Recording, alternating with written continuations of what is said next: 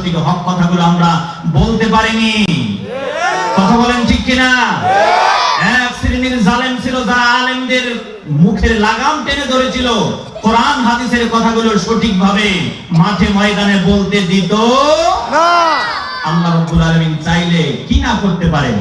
এই কোরআনের কথাকে যারা বন্ধ করতে চেয়েছিল, আল্লাহর কি কুদরত, আল্লাহর কি মহিমা, আল্লাহ রাব্বুল আলামিন তাদের জবানকেই বন্ধ করে নিজের জন্মভূমি তাড়া করে স্বামীর বাড়িতে পাঠিয়ে দিয়েছেন। কথা বলেন ঠিক কিনা? ওই জন্য আমরা আজকে খুশি। আমরা তো খুশি, তাই না? আল্লাহর গোলামেরা তাফসীর ও কোরআন মাহফিল এদিক সেদিক কথা বলার কোনো সুযোগ নেই। আমি সরাসরি কোরআনুল কারীমের আজকে আমার আলোচনার বিষয় হলো জান্নাতি আর জাহান্নামীদের কথোপকথন। আপনারা নিশ্চয়ই জানেন আল্লাহ রাব্বুল আলামিন এই 30 পারা কোরআনুল কারীমের মধ্যে, এই কোরআনুল কারীমের মধ্যে আল্লাহ রাব্বুল আলামিন বলছেন দুনিয়াতে দল হবে দুইটা। কয়টা দল হবে? দুইটা। আল্লাহ রাব্বুল আলামিন বলেন এই দুনিয়াতে দুইটা দল হবে। একটা দল থাকবে আল্লাহর কোরআনের পক্ষে, আর একটা দল থাকবে আল্লাহর কোরআনের বিপক্ষে। তার মানে একটা দল হলো হিজবুল্লাহ, আর একটা দল হলো হিজবুশ শাইতান। যারা আল্লাহর দলের লোক, আল্লাহর দলের কর্মী যারা, এরা যাবে জান্নাতে। এরা কোথায় যাবে?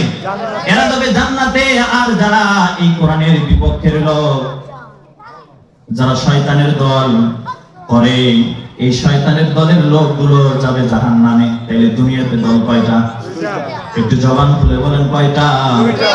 দুনিয়াতেও দল দুইটা। ঠিক মৃত্যুর পরেও দল হবে দুইটা। একটা দল হবে জান্নাতে, আর একটা দল হবে জাহান্নামী। এই জান্নাতি দল আর জাহান্নামী না না সম্ভব।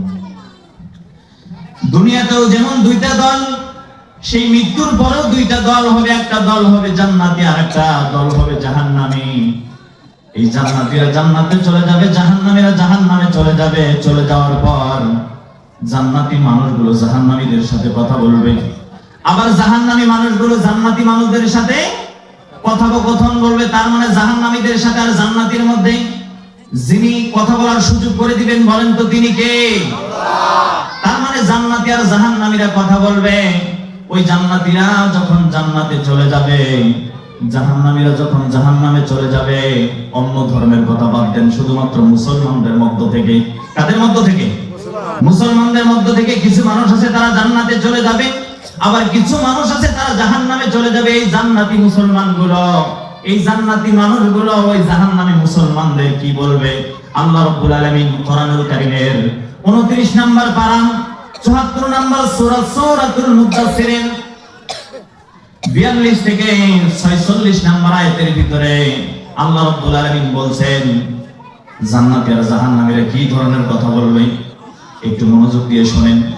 আল্লাহ রাব্বুল আলামিন বলেন যারা জান্নাতে যারা যাবেন, এই জান্নাতি মানুষগুলো যখন জান্নাতে যাবে, জান্নাতে যাওয়ার পর ওই জান্নাতি মানুষগুলো জাহান্নামের দিকে যখন তাকাবে, তাকিয়ে দেখবে হায়রে ওই যে মানুষটা জাহান্নামের আগুনে দাউ দাউ করে জ্বলতেছে, ওই মানুষটা তো আমারই সমাজে বসবাস করত, একই ক্ষেত খামারে একই জায়গায় বসবাস করতাম, একই অফিস আদালতে চাকরি করতাম।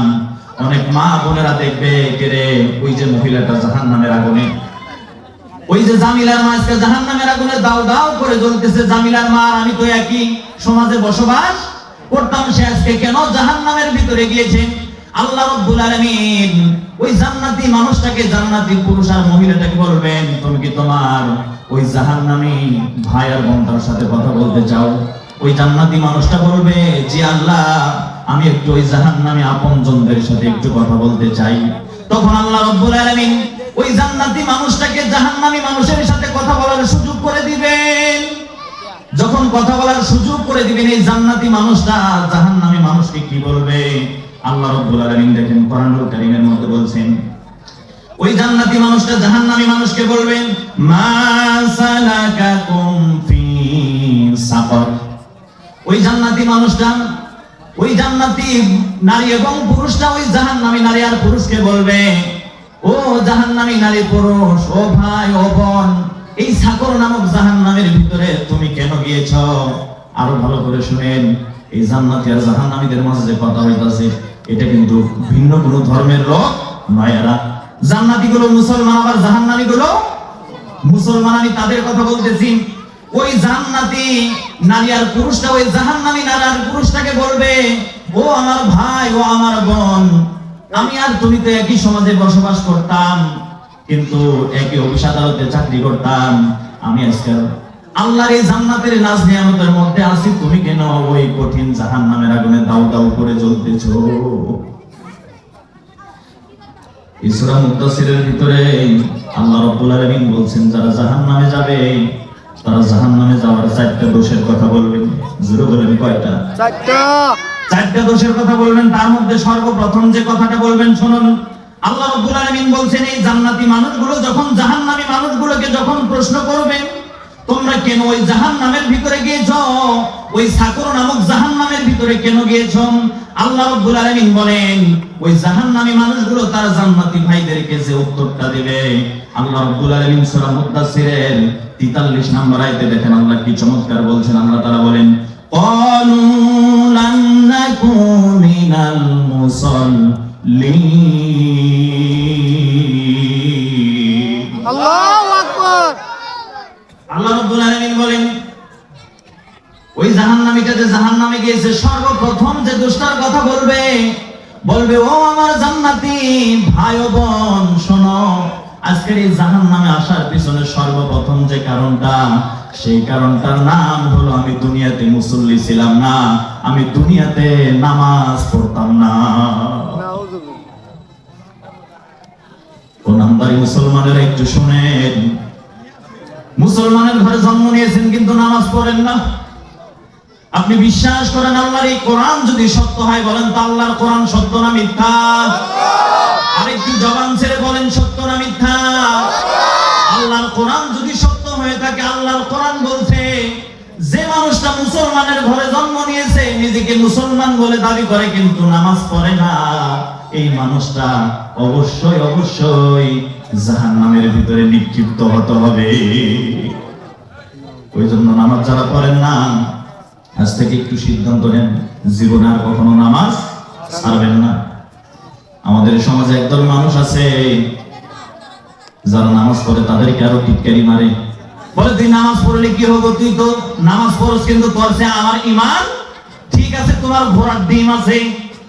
কেমনে ঘোড়ার ডিম আছে? আল্লাহর গোলামেরা শুনুন, আল্লাহর নবী বিশ্ব নবী জনাবে মুহাম্মদুর রাসূলুল্লাহ সাল্লাল্লাহু আলাইহি ওয়াসাল্লাম বলছেন, বাইনাল আবদি বাইনাল কুফরি তুরকাস সালাত। শিক্ষক মহোদয় এখানে বসে আছেন, ভুল হলে আমাকে শুধরিয়ে দেবেন। আল্লাহর নবী বলেন, একজন মুসলমান আর কাফেরের মধ্যে সাধারণ পার্থক্য হলো নামাজ। যে ব্যক্তি নামাজ পড়লো সে যেন মুমিনে পরিণত হলো, আর যে ব্যক্তি ইচ্ছাকৃতভাবে নামাজ ছেড়ে দিল, তার মধ্যে আর কাফেরের মধ্যে কোনো পার্থক্য নাই। ঠিক। ওই জন্য যে ব্যক্তি নামাজ পড়ে না, সে এখনো মুসলমান হতে পারে নাই। আল্লাহ রাসূল সাল্লাল্লাহু আলাইহি ওয়াসাল্লামের একজন বিশিষ্ট সাহাবী, আল্লাহর বান্দারা মনোযোগ দিয়ে কথাগুলো শুনুন। আল্লাহ রাসূল সাল্লাল্লাহু আলাইহি ওয়াসাল্লামের একজন বিশিষ্ট সাহাবী, যার নাম হলো হযরত ওমর রাদিয়াল্লাহু তাআলা আনহু। যে রাস্তা দিয়ে হাঁটতেন, ওই রাস্তা দিয়ে 40 দিন পর্যন্ত শয়তান কি করতেন না, যাইতেন না। এবং কি সেই ওমর ব্যাপারে আল্লাহর নবী বলছেন, আমার পরে আল্লাহ যদি নবী হওয়ার যদি সিস্টেম যদি চালু করে রাখতেন, আমার পরে আল্লাহ রাব্বুল আলামিন হযরত ওমরকেই নবী বানাতেন। সেই হযরত ওমর বলছে, যার নামাজ ঠিক নাই তার কোনো কিছুই ঠিক নাই। ওই বেনামাজিদের দোস্ত যাই কিছু বলুক না কেন, বেনামাজির কথা কখনো বিশ্বাস করা যাবে না, এটা হযরত ওমর বলছেন। ওই জন্য নামাজ যারা পড়েন না, নামাজটা একটু পড়ে নেন, আরো ভালো করে শুনেন। নামাজ যারা পড়বেন না, দুনিয়াতে তাদের জন্য তো শাস্তি আছে। আমি আজকে দুনিয়ার শাস্তিগুলোর কথা বলবো না। মৃত্যুর পর থেকে, মরার পরে ওই পরকালীন জগতে যারা বেনামাজি, তারা দুইটা ধরা খাবে। কয়টা ধরা খাবে? দুইটা ধরা খাবে। আমি একটা আল্লাহর কোরআন থেকে পেয়েছি, আর একটা রাসূলুল্লাহর হাদিস থেকে পেয়েছি। দেখেন, যারা দুনিয়াতে নামাজ পড়বে না, তারা সর্বপ্রথম কবরে গিয়ে একটা ধরা খাবে। সুনানে ইবনে মাজাহ শরীফের 4272 নাম্বার হাদিস। কারো বাড়িতে যদি হাদিস থেকে আজকে যা মিলাবেন, কোরআন আর হাদিসের বাইরে কোনো কথা বলা যাবে না, যেহেতু তাফসীর মাহফিল। দেখেন, ইবনে মাজাহ শরীফের 4272 নাম্বার হাদিস, আল্লাহর নবী বলেন, এই পৃথিবীর মানুষগুলো যখন মৃত্যুবরণ করবে, মৃত্যুবরণ করার পর একজন মানুষকে যদি দিনের 12টার সময় যদি মাটি দেয়, আমার সম্মানিত শিক্ষক মহোদয় এখানে বসে আছেন, তিনি ভালো বুঝবেন। আল্লাহর নবী বলেন, একজন মানুষকে যদি দিনের 12টায় যদি ওই কবরের ভিতরে যদি রাখা হয় নির্ধারিত একটা সময় হবে। আবার কোন মানুষকে যদি রাতের 12টার সময় যদি ওই মাটির ভিতরে কবরের ভিতরে রাখা হয় একটা নির্দিষ্ট সময় হবে। ওই সময়টা হলো আসরের নামাজের পরে মাগরিবের নামাজের একটু আগ মুহূর্তে। তার মানে সূর্যটা ডুবতেছে ডুবতেছে এরকম একটা লাল আবহাওয়া হয় না, লাল একটা সময় হয়। তার মানে তখন পর্যন্ত আসরের নামাজ পড়ার কি আছে, সুযোগ আছে। আল্লাহর নবী বলেন যে মানুষটা মৃত্যুবরণ করে তাকে কবরে রাখার পর সেই সূর্যটা ডোবা ডোবা একটা ভাব হয়।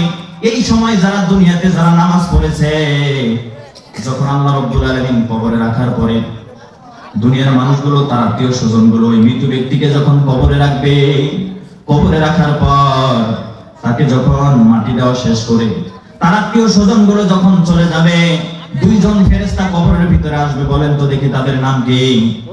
মুনকার নাকির নামক দুইজন ফেরেশতা আসবে। আল্লাহ রাব্বুল আলামিন ওই মৃত ব্যক্তিকে আবার জীবিত করবেন কবরের ভিতরে।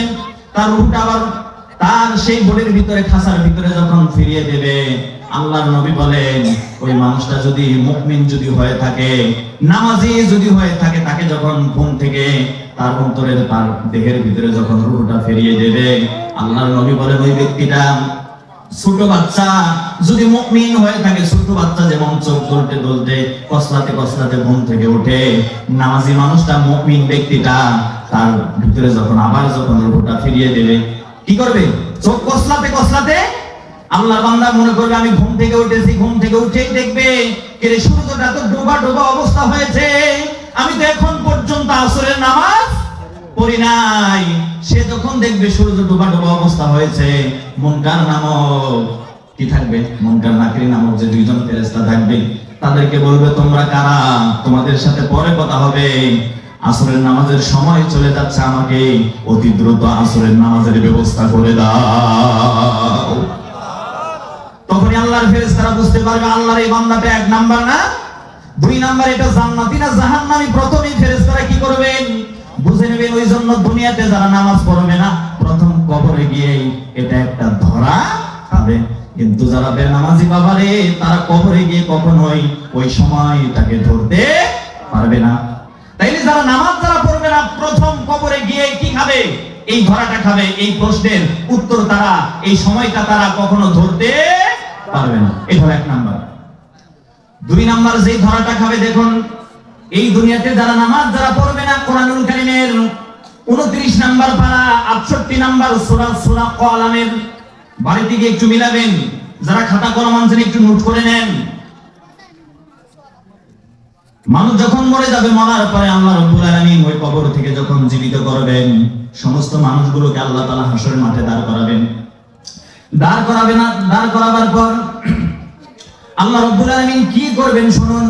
আল্লাহ রাব্বুল আলামিন কোরআনুল কারীমের 29 নাম্বার পারা 68 নাম্বার সূরা সূরা কলামের 42 এবং 43 নাম্বার আয়াতে আল্লাহ বলছেন ওই হাসরের মাঠের দিন আল্লাহ রাব্বুল আলামিন বলবেন, বান্দারে তোমরা দুনিয়াতে যেভাবে আমি আল্লাহকে সিজদা করতে, আজকে হাসরের মাঠে আমাকে একটু সেইভাবে কি করো, সিজদা করো। আল্লাহ রাব্বুল আলামিন যখন সিজদা করতে যখন বলবেন, বেনামাজিরা তো একটু মনে মনে কি হবে, আনন্দিত হয়ে যায়। দুনিয়াতে সিজদা না করলেও আজকে তো হাসরের মাঠে কি করতে পারবো, সিজদা করতে পারবো। কিন্তু আল্লাহ রাব্বুল আলামিন এই আয়াতের ব্যাখ্যা আমি পড়লাম, মানুষগুলোকে আল্লাহ রাব্বুল আলামিন যখন সিজদা করতে বলবেন, দুনিয়াতে যারা নামাজ পড়েছে ওই দিন আল্লাহ তাআলার পায়ে সিজদা করতে পারবে, কিন্তু দুনিয়াতে যারা বেনামাজি ছিল, নামাজ যারা পড়ে নাই, আল্লাহ তাআলা তাদের মেরুদণ্ডটাকে একেবারে সোজা করে দিবেন, তাদের আর কোনোই দিন হাসরের মাঠের দিন বাঁকা করতে পারবে না।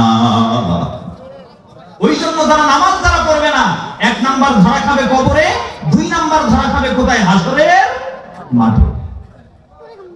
ওই জন্য মুহতারাম হাজিরিন, আপনারা যারা এসেছেন ভালো করে শুনে নেন। আমাদের বাংলার একজন বড় তাফসীরের যিনি সূচনা করেছেন, তাফসীর জগতের একজন সম্রাট শহীদ মরহুম আল্লামা দেলোয়ার হোসেন সাঈদীর জবান থেকে শুনেছি। আল্লামা দেলোয়ার হোসেন সাঈদী বলেছেন, যে ব্যক্তিটা নামাজ পড়ে না তার কাছে শয়তান পর্যন্ত যায় না। ভালো করে বুঝতেছেন? তিনি এভাবে বললেন, শয়তান কেন যায় না? আল্লামা দেলোয়ার হোসেন সাঈদী এভাবে বলেন, বেনামাজির কাছে শয়তান এর জন্যই যায় না, কারণ হলো তিনি কোরআনের এই আয়াতের ব্যাখ্যা দিলেন, আল্লাহ রাব্বুল আলামিন যখন আমাদের আদি পিতা আদম আলাইহিস সালামকে সৃষ্টি করলেন, সৃষ্টি করার পর আল্লাহ রাব্বুল আলামিন সমস্ত ফেরেশতাদেরকে বললেন, এই আদম নবীর পায়ে সম্মানের খাতিরে তোমরা কি করো? সিজদা করো। কয়টা সিজদার কথা করা, কয়টা সিজদা করার কথা বলেছিলেন? আল্লাহর বান্দারা একটু জবান ছেড়ে বলেন তো। একটা। জোরে বলেন কয়টা? একটা। আল্লাহ রাব্বুল আলামিন আদম নবীকে সৃষ্টি করার পর আল্লাহ রাব্বুল আলামিন সমস্ত ফেরেশতাদেরকে বললেন, এই আদম নবীকে, ও ফেরেশতারা তোমরা সম্মানের খাতিরে সিজদা করো। সমস্ত ফেরেশতারা সিজদা করলো, কিন্তু ফেরেশতাদের মধ্যে একজন জিন লুকিয়ে ছিল, মিস্টার ইবলিস। আর আদম নবীকে কি করলেন না? সিজদা করলেন না। সিজদা না করে সে অহংকার করলো, আল্লাহকে বলল, আল্লাহ আমাকে তুমি তৈরি করেছো আগুন দিয়ে। আল্লাহ তাআলা জিন জাতিকে তৈরি করেছেন আগুন দিয়ে। কি দিয়ে তৈরি করেছেন? আগুন দিয়ে তৈরি করেছেন। আর আল্লাহ তাআলা আদম আলাইহিস সালামকে তৈরি করেছেন কি দিয়ে? একটু জবান ছেড়ে বলেন না, কি দিয়ে?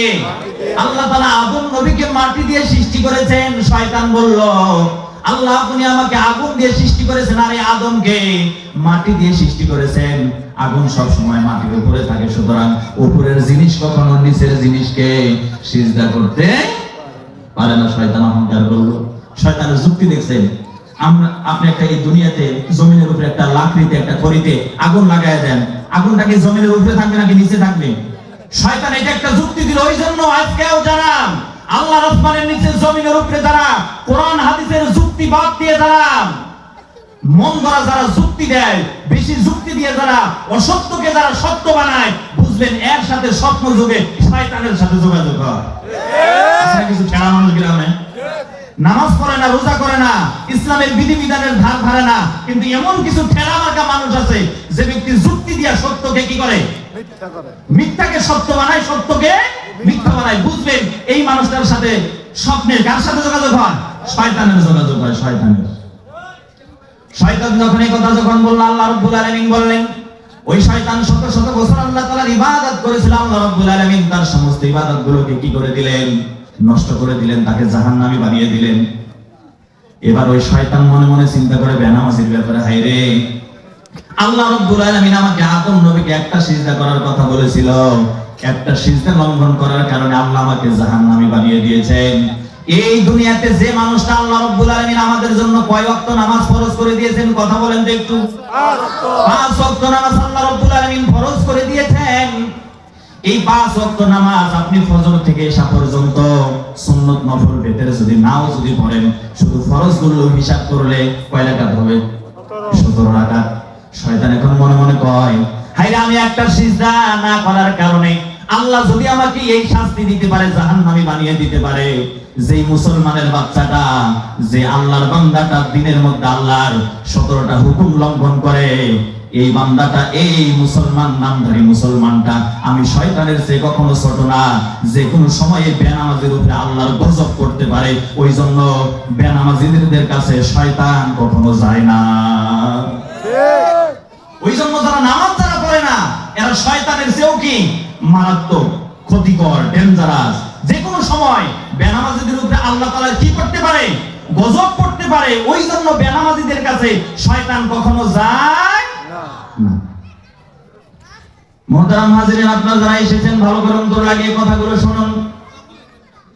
আপনি যদি নামাজ যদি না পড়েন, দুনিয়াতেও শান্তি পাবেন না, আখিরাতেও শান্তি পাবেন না। বিশেষ করে আপনি যদি দুনিয়াতে যদি নামাজ যদি না পড়েন, আপনাকে জাহান্নামে যেতে হবে। বলেন কোথায় যেতে হবে? জাহান্নামে। আমি কি আজকের এতগুলো মানুষের মধ্যে একজন মানুষ পাবো না?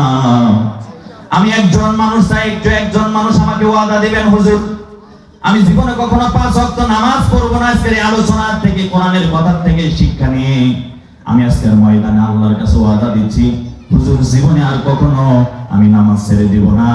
দেখি তো আল্লাহ রাব্বুল আলামিন, দেখি আল্লাহ তার কোন বান্দাকে তার জান্নাতের জন্য কবুল করেছেন। আমি এরকম একজন মানুষ চাই। পড়বেন তো ইনশাআল্লাহ 5 ওয়াক্ত নামাজ? আমরা সবাই হাত তুলে ওয়াদা দেই, 5 ওয়াক্ত নামাজ পড়বো তো ইনশাআল্লাহ। নারায়ে তাকবীর, আল্লাহু আকবার।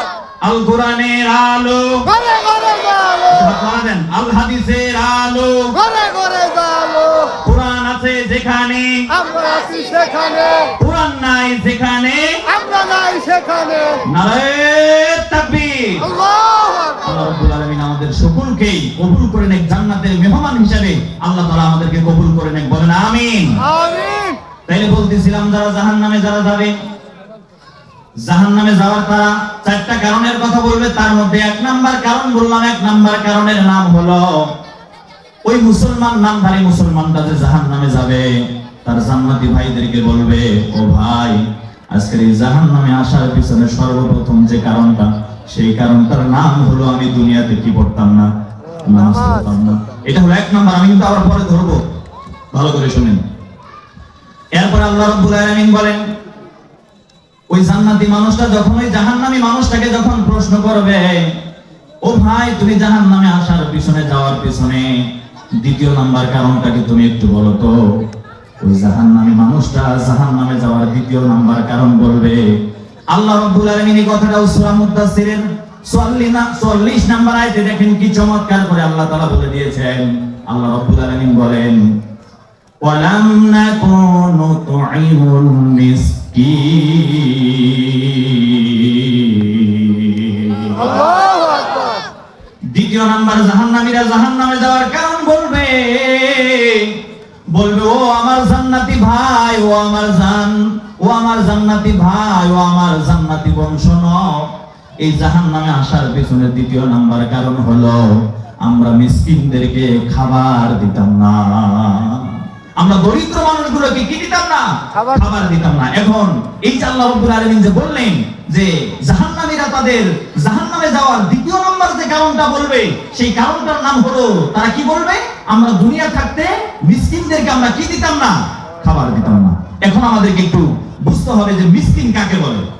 আমরা অনেক সময় সবাই অধিকাংশ মানুষগুলো মনে করে কি এতিম, মিসকিন, ফকির এগুলো মনে হয় একই জিনিস। আসলে এতিম একটা বিষয়, এক ধরনের মানুষ, আবার মিসকিন এক ধরনের মানুষ, আবার ফকির এরা হলো কি আরেক শ্রেণীর। আসেন আমরা এক এক করে জেনে নেই এতিম কাকে বলেন।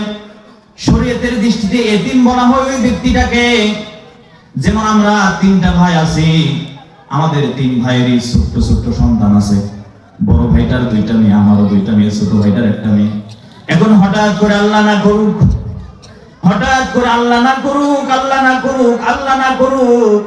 আমার দুইটা মেয়ে আছে। একটা মেয়ের বয়স হলো 5 বছর, আর একটা মেয়ের বয়স হলো 2 বছর। আমি আমজাদের যদি এখন যদি মরণটা যদি হয়ে যায়, আমার যে দুইটা ছোট্ট ছোট্ট নাবালিকা মেয়ে আছে, এই ছোট্ট ছোট্ট নাবালিকা মেয়ে দুইটাকে বলা হবে কি এতিম। এদেরকে বলা হয় এতিম। এতিমদের সাথে কখনো খারাপ আচরণ করা যাবে না। আল্লাহর নবী এতিমদের ব্যাপারে বলেছেন, যে ব্যক্তি এতিমদের দেখাশোনা করবে, যে ব্যক্তি এতিমদের ভালোবাসবে, মহব্বত করবে, সে যেন আমি নবীকেই মহব্বত করলো।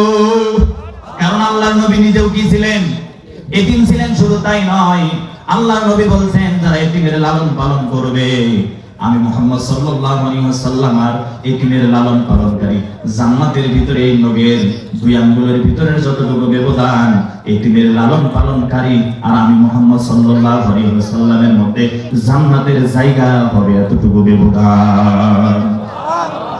অথচ আমাদের সমাজে এরকম মানুষ নামের জানোয়ার আছে না নাই, যারা এতিমের সম্পদ যারা ভক্ষণ করে খায়? আছে, আছে। এরকম লোক আছে।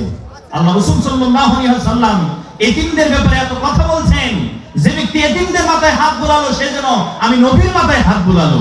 সুবহানাল্লাহ। আর আল্লাহ তাআলা কোরআনের মধ্যে বলছেন, যে ব্যক্তি এতিমদের সম্পদ ভক্ষণ করলো সে তো এতিমের সম্পদ ভক্ষণ করলো না, আল্লাহ রাব্বুল আলামিন কোরআনুল কারীমের মধ্যে বলছেন সে যেন জাহান্নামের আগুন দিয়ে তার পেটটাকে ভর্তি করলো।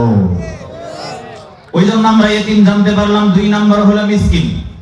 মিসকিন এরকম ব্যক্তিকে বলে, আমাদের সমাজে দেখবেন এমন কিছু একটু শিক্ষিত টাইপের লোক আছে, চলাফেরা ভদ্র লোকদের সাথে করে, ভালো মানুষের সাথে করে, কিন্তু তার আসলে আর্থিক অবস্থা খুবই কি একেবারে অসচ্ছল।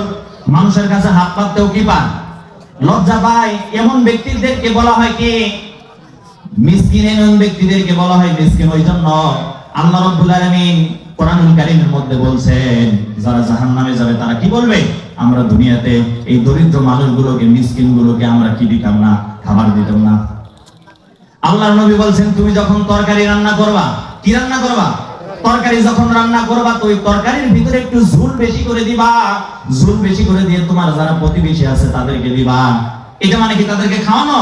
আল্লাহ রাসূল সাল্লাল্লাহু আলাইহি ওয়াসাল্লাম হাদিস বিশারদগণ বলেন, আল্লাহ রাসূল সাল্লাল্লাহু আলাইহি ওয়াসাল্লাম এই হাদিস দ্বারা বুঝিয়েছেন তুমি তোমার প্রতিবেশীর খোঁজ খবর নেবা, কে ভালো চলে আর কে মন্দ চলে। এটা আমাদের ঈমানি দায়িত্ব। অথচ হাজী সাহেব হজ করে বাড়ির পাশে না খেয়ে মানুষ থাকে, ওই হাজী সাহেবের গরিব লোকটার দিকে, ওই মিসকিন লোকটার দিকে কোনো ভ্রুক্ষে নাই। এমন হাজির হজ আল্লাহ কতটুকু কবুল করবেন এটা আপনারাই ভালো জানেন। আপনি অসহায় মানুষগুলোর একটু খোঁজ খবর নেন। আপনারা নিশ্চয়ই শুনেছেন আব্দুল্লাহ ইবনে মুবারক একজন বড় মাপের একজন আল্লাহ ওলি ছিলেন। হযরত আব্দুল্লাহ ইবনে মুবারক একদিন হজ করতে যাবেন, তিনি ফরজ হজ করেছেন, নফল হজ করার জন্য যাবেন। হযরত আব্দুল্লাহ ইবনে মুবারকের ছোট্ট একটা ছেলে ছিল। হযরত আব্দুল্লাহ ইবনে মুবারক হজ করতে যাবেন, তিনি তার বেডিং পুত্র গুছিয়ে নিয়েছেন। গুছিয়ে নেওয়ার পর হযরত আব্দুল্লাহ ইবনে মুবারক হজে যাবেন, এমন সময় তার ছোট্ট একটা বাচ্চা হঠাৎ করে কান্না করতে করতে তার বাড়ির ভিতরে ঢুকেছে। বাড়ির ভিতরে ঢুকে কান্না করতেছে। কান্না করার পর আব্দুল্লাহ ইবনে মুবারক তার ছোট্ট ছেলেটাকে বলল, বাবা তুমি কেন কান্না করছো?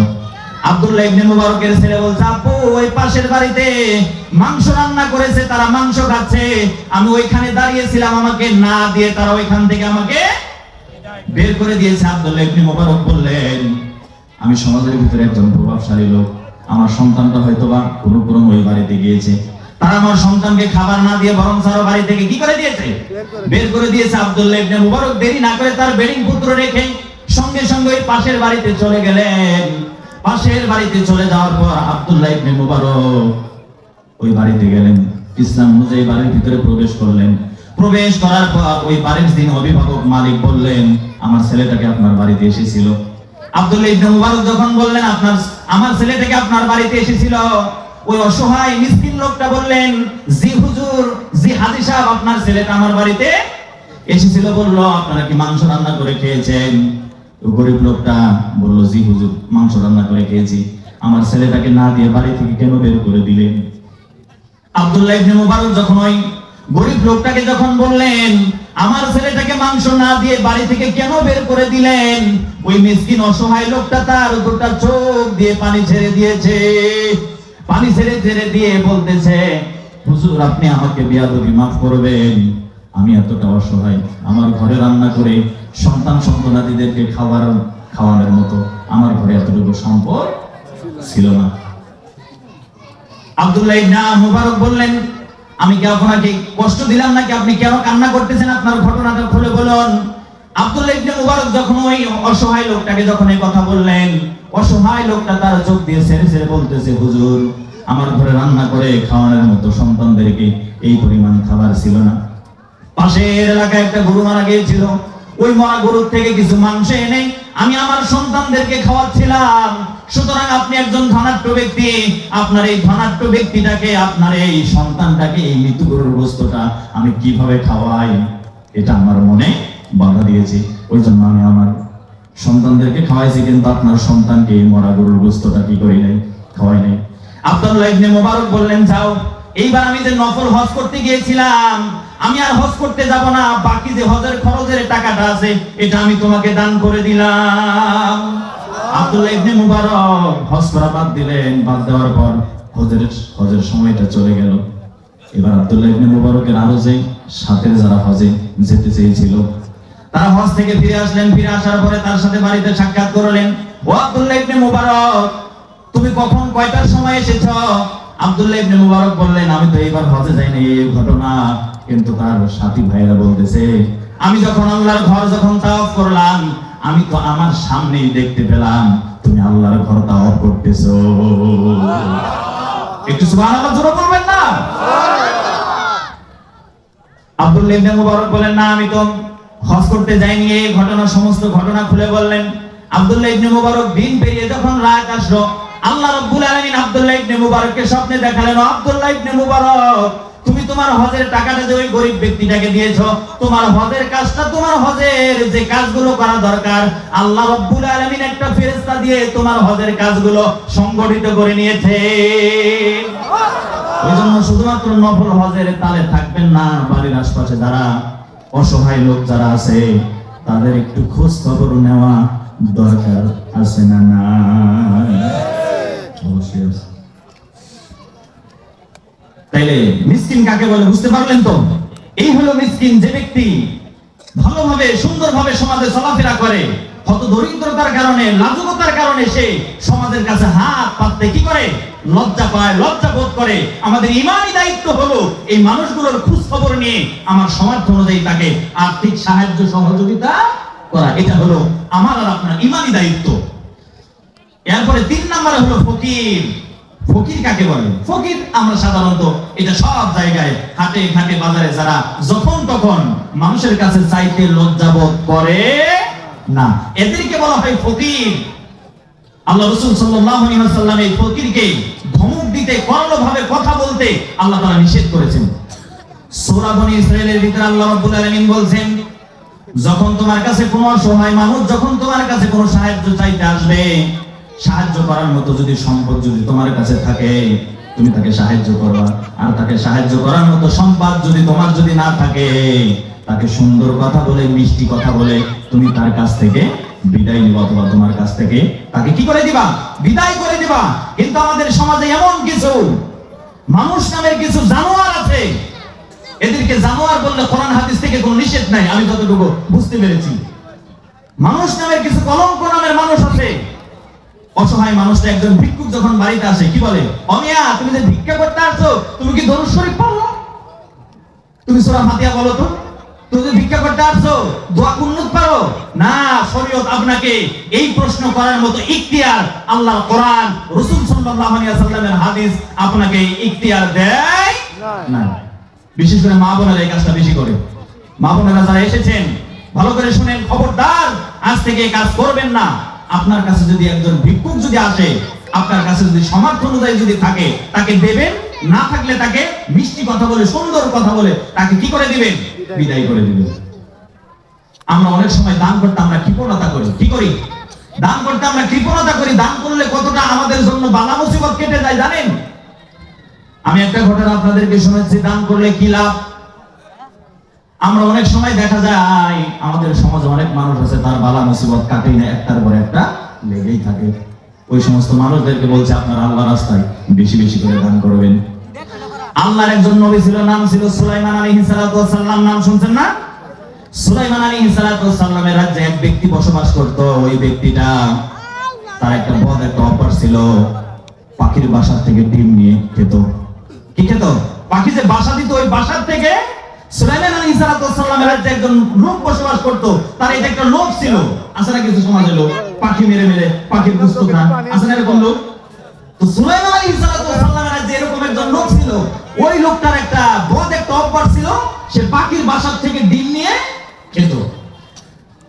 এবার সুলাইমান আলাইহিস সালাতু ওয়াস সালাম কিন্তু সমস্ত পিপিলাকেদের, পাখিদের কি বুঝতেন, ভাষা বুঝতেন। আল্লাহ তাআলা তাকে এই ক্ষমতাটা দিয়েছিলেন।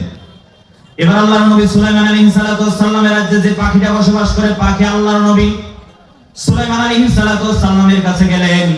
আল্লাহর নবী সুলাইমান আলাইহিস সালাতু ওয়াস সালামকে বললেন, ও আল্লাহর নবী সুলাইমান আলাইহিস সালাতু ওয়াস সালাম, হুজুর আমি আপনার এলাকায় বসবাস করি, অমুক গাছে আমার বাসা। আপনার এলাকায় অমুক ব্যক্তিটা বসবাস করে, সে আমার বাসার থেকে ডিম পেড়ে পেড়ে নিয়ে খেয়ে ফেলে। এটা আপনার কাছে আমি বিচার চাই। আল্লাহর নবী সুলাইমান আলাইহিস সালাতু ওয়াস সালাম ওই পাখিকে বললেন, ঠিক আছে, তুমি এবারের জন্য ওই মানুষটাকে মাফ করে দাও, এরপর থেকে আর তোমার পাখির বাসার থেকে ডিম নিয়ে খাবে না, আমি তাকে নিষেধ করে দিচ্ছি। আল্লাহর নবী সুলাইমান আলাইহিস সালাতু ওয়াস সালাম ওই লোকটাকে ডাকলেন, তার রাজ দরবারে ডাকলেন। ডাকার পরে নবী সুলাইমান আলাইহিস সালাতু ওয়াস সালাম বলে দিলেন, খবরদার, তোমাকে নিষেধ করে দিলাম, ওই পাখির বাসার থেকে আর কখনো ডিম পেড়ে খাবে না, ডিম নিয়ে খাবে না। আল্লাহর নবী সুলাইমান আলাইহিস সালাতু ওয়াস সালাম যখন এই কথা বললেন, লোকটা হাও বললেন না, নাও বললেন না। নবী সুলাইমান আলাইহিস সালাতু ওয়াস সালামের রাজ দরবার থেকে চলে গেলেন। তারপরের দিন আবার ওই ব্যক্তিটা ডিমের লোকটা কি করতে পারলেন না, সহ্য করতে পারলেন না। দ্বিতীয় দিন আবার ওই পাখির বাসা থেকে ডিম নিয়ে এসেছে।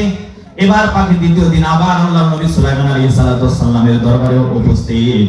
হুজুর, আপনি এই রাজ্যের বাদশা রাজা, আপনি একজন নবী, আপনার কাছে বিচার দিলাম, আপনি কি বিচার করলেন? নবী গো, আমার বাসার থেকে তো আজকেও ডিম ওই ব্যক্তিটা ফেলে নিয়ে গিয়েছে। আল্লাহর নবী সুলাইমান আলাইহিস সালাম বললেন, ঠিক আছে, যাও, আর তোমার বাসা থেকে ডিম পাড়তে পারবে না। আল্লাহর নবী সুলাইমান আলাইহিস সালাম একজন জিনকে ডাক দিলেন। আপনারা নিশ্চয়ই জানেন যে জিন জাতি ছিল সুলাইমান আলাইহিস সালামের গোলাম, কথা শুনতো। আল্লাহ নবী সুলাইমান আলাইহিস সালাম একজন জিনকে বললেন, এই জিন তুমি কোথায়? জিন সাথে সাথে উপস্থিত।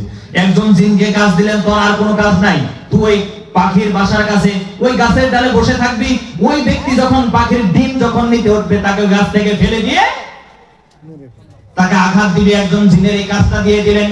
এইবার জিন কি করলেন, ওই গাছের ডালে বসে আছেন, কখন ওই লোকটা আসবে অধিকার নিয়ে বসে আছে। কিন্তু ওই ব্যক্তিটা তারপরের দিন আবার ওই পাখির ডিম পাড়তে গিয়েছে। দান করলে যে বালা মুসিবত কাটে, এই ঘটনা থেকে আপনি এই শিক্ষাটা পাবেন। আল্লাহ নবী সুলাইমান আলাইহিস সালাম যখন ওই জিনকে যখন এই দায়িত্ব দিলেন, এবার জিন তার কাজকে পরিপূর্ণ করার জন্য সে গাছের ডালে বসে আছে। হঠাৎ করে ওই ব্যক্তিটা পাখির বাসা থেকে আবার ডিম পাড়তে গিয়েছে। গাছে উঠবে উঠবে অবস্থায় এমন সময় একজন ভিক্ষুক এসেছে। কি এসেছে? একজন ভিক্ষুক এসেছে। ভিক্ষুক এসে ওই ব্যক্তিটাকে বলল, ভাই তুমি আল্লাহর ওয়াস্তে আমাকে কিছু কি করো, দান করো। আল্লাহর ওই বান্দাটা পাখির ডিম পাড়া বাদ দিয়ে তার বাসায় গেলেন, বাড়িতে গেলেন, তার সাধ্য